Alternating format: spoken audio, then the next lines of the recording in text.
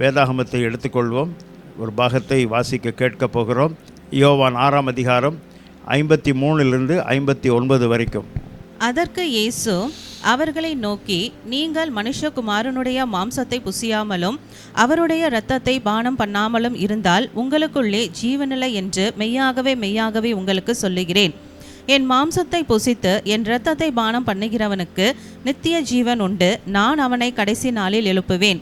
என் மாம்சம் மெய்யான போஜனமாய் இருக்கிறது, என் இரத்தம் மெய்யான பானமாய் இருக்கிறது. என் மாம்சத்தை புசித்து என் இரத்தத்தை பானம் பண்ணுகிறவன் என்னிலே நிலைத்திருக்கிறான், நானும் அவனிலே நிலைத்திருக்கிறேன்.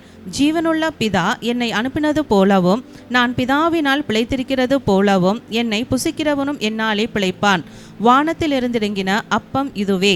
இது உங்கள் பிதாக்கள் புசித்த மன்னாவை போலல்ல, அவர்கள் மரித்தார்களே. அந்த அப்பத்தை புசிக்கிறவனோ என்றென்றைக்கும் பிழைப்பான் என்றார்.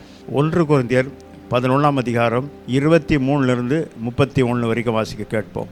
நான் உங்களுக்கு ஒப்புவித்ததை கர்த்தரிடத்தில் பெற்றுக்கொண்டேன். என்னவெனில், கர்த்தராகிய இயேசு தாம் காட்டிக் கொடுக்கப்பட்ட அன்று ராத்திரியிலே அப்பத்தை எடுத்து சோத்திரம் பண்ணி அதை பிட்டு, நீங்கள் வாங்கி புசியுங்கள், இது உங்களுக்காக பிற்கப்படுகிற என்னுடைய சரீரமாய் இருக்கிறது, என்னை நினைவு கூறும்படி இதை செய்யுங்கள் என்றார். போஜனம் பண்ணின பின்பு அவர் அந்தபடியே பாத்திரத்தை எடுத்து, இந்த பாத்திரம் என் இரத்தத்தினாலே ஆகிய புதிய உடன்படிக்கையாய் இருக்கிறது, நீங்கள் இதை பானம் பண்ணும் போதெல்லாம் என்னை நினைவு கூறும்படி இதை செய்யுங்கள் என்றார்.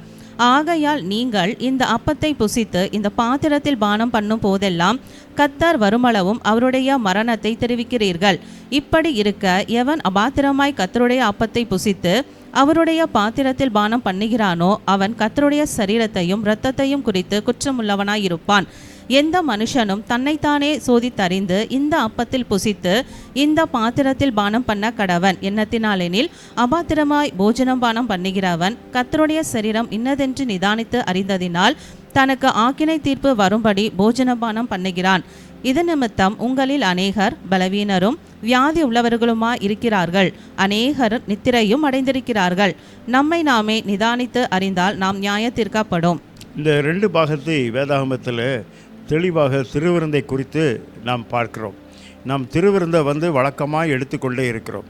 ஏனென்றால் கிறிஸ்தவர்களாகிய நாம், முழுக்க ஞானஸ்நானம் எடுத்தவர்களாகிய நாம் திருவிருந்தை எடுக்க ஞாயிற்றுக்கிழமை அதற்காக வந்து விடுகிறோம்.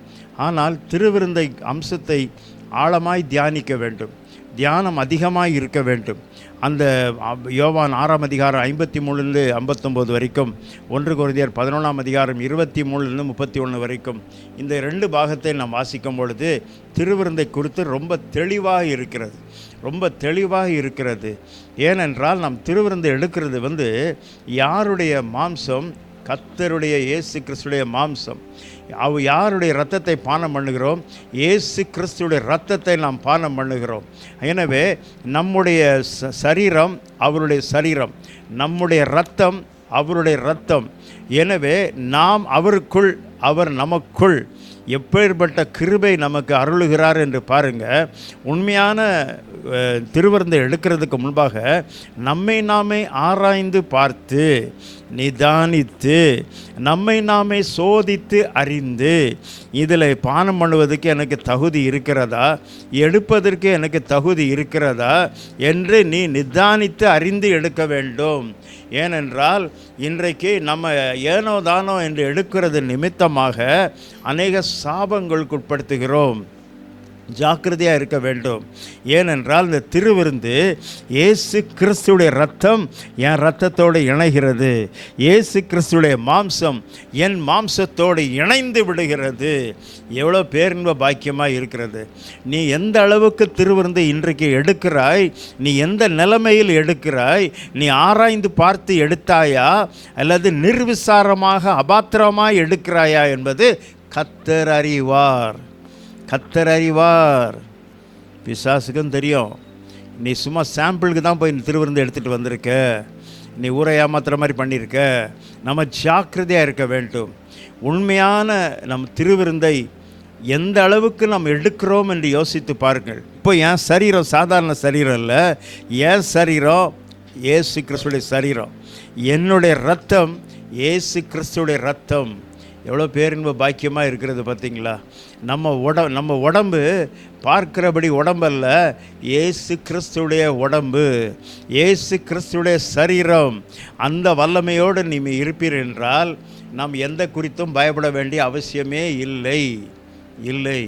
நம்ம திருவிருந்து எடுக்கும் போது அபாத்திரமாய் எடுக்கவே கூடாது. எந்த மனுஷனும் தன்னைத்தானே சோதித்து அறிந்து எடுக்க கடவன், பானம் பண்ண கடவன் என்று நம்முடைய வாழ்க்கையில் நிர்விசாரமாக, அபாத்திரமாக, எந்த விதமான ஆராய்ந்து பார்க்காமல், எந்த விதமான ஒரு முன் அறிவில்லாமல் எடுப்பது நிமித்தமாகத்தான் அநேக சாபங்கள் உன்னை சூழ்ந்து கொள்கிறது, அநேக வேதனைகள் உன்னை வாட்டி வதைக்கிறது.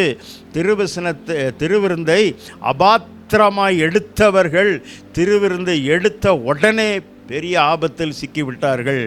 நாம் ஜாக்கிரதையாக இருக்க வேண்டும். இயேசு கிறிஸ்துடைய சரீரம், இயேசு கிறிஸ்துடைய ரத்தம், நாம் இன்றைக்கு ஜாக்கிரதையாக இருக்க வேண்டும். அவரோடு இணைந்திருக்க வேண்டும். கர்த்தருடைய சரீரத்தை நாம் எந்த அளவுக்கும் தீட்டுப்படுத்தவே கூடாது. ஜாக்கிரதையாக இருக்க வேண்டும். என்னுடைய உடம்பு இயேசு கிறிஸ்துடைய உடம்பு, என்னுடைய சரீரம் இயேசு கிறிஸ்துடைய சரீரம். இன்றைக்கு நம்முடைய ஆவி ஆத்மா சரீரம் அவருக்குள் சொந்தமாய் இருக்கிறது. நம் ஆவியிலே நிறைந்திருக்க வேண்டும்.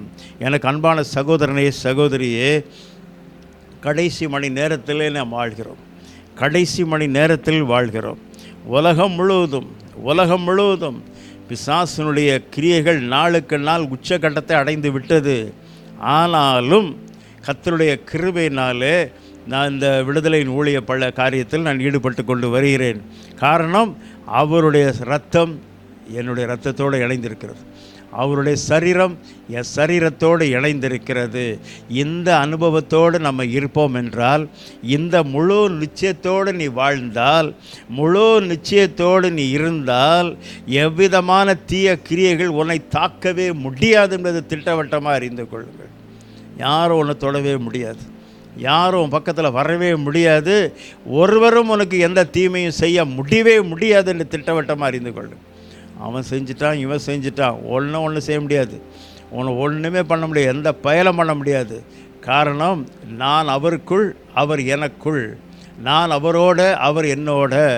அந்த உன்னத அனுபவத்தோடு நீ வாழ்வது தான் இந்த திருவிருந்து.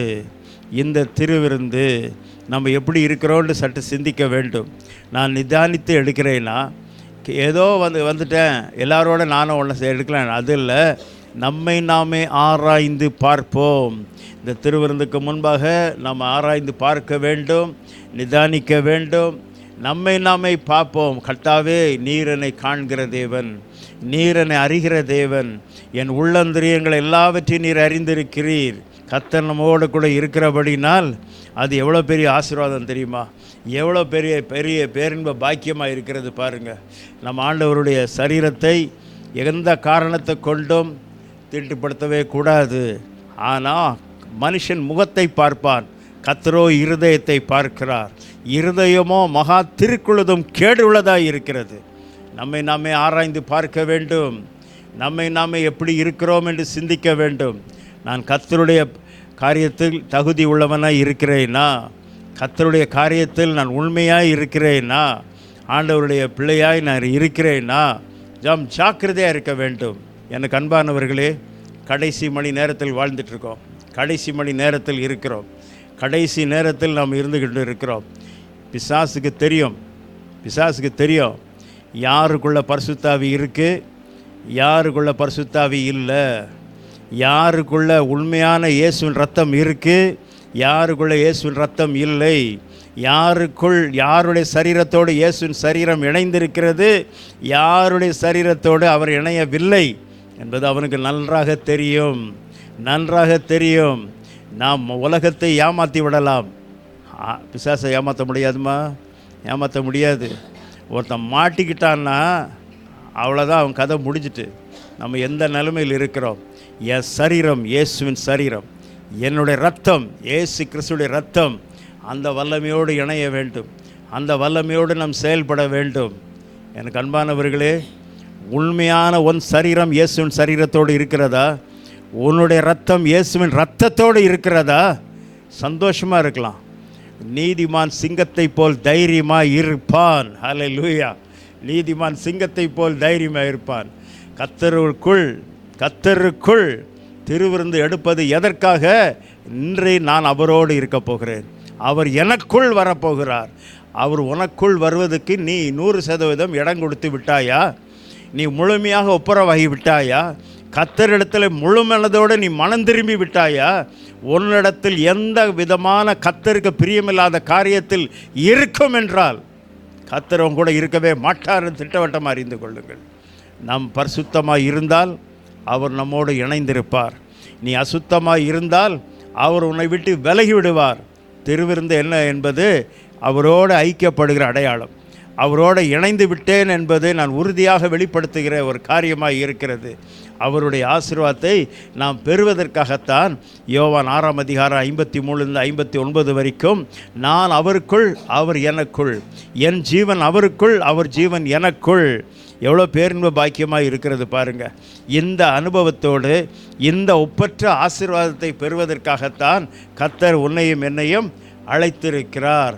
எனக்கு அன்பானவர்களே, கடமைக்காக திருவிருந்து எடுக்காமல் திருவிருந்து எடுப்பதனால் நீ சாதாரண மனிதன் அல்ல, சாதாரண மனுஷி அல்ல. உன்னை கண்டாலே மந்திரவாதி தலை குனிஞ்சிட்டு போவான், தெரிஞ்சுக்கோ. காரணம், நீ அவரோடு இருக்கிற. ஐயோ, இவரை பார்த்தா நமக்கு ஆபத்துன்னு உயிர்வான். நம்ம எப்படி இருக்கிறோன்னு யோசித்து பாருங்கள். இப்போ கொஞ்ச நேரம் ஆண்டோடைய சமூகத்தில் நம்ம காத்திருந்து நாமே ஆராய்ந்து பார்க்க போகிறோம். எல்லார் கண்களை மூடி கர்த்தரை நோக்கி பார்ப்போமாக. வானத்தையும் பூமியையும் படைத்த சர்வதிகாரமுள்ள இயேசுவே, இந்த அருமையான விளைக்காமக்கு நன்றியோட ஸ்தோத்திரம். நம்முடைய கிருபையின் கரத்தில் ஒப்புக் கொடுக்கிறோம். நம்முடைய நாமத்தை மேம்படுத்தும் முறை நாங்கள் செபிக்கிறோம். நம்முடைய வல்லமையான கரம் எங்கள் மத்தியில் இறங்கி கிரியை செய்யும் முறை நாங்கள் செபிக்கிறோம். ஒவ்வொருவரோடு கூட இடைப்படுவீராக. ஹாலே லூயா ரீபா லாபா நாபா ஷந்தூரி கபாலா கபாதால ரிதிபானி கபாலா லந்தாலாபா.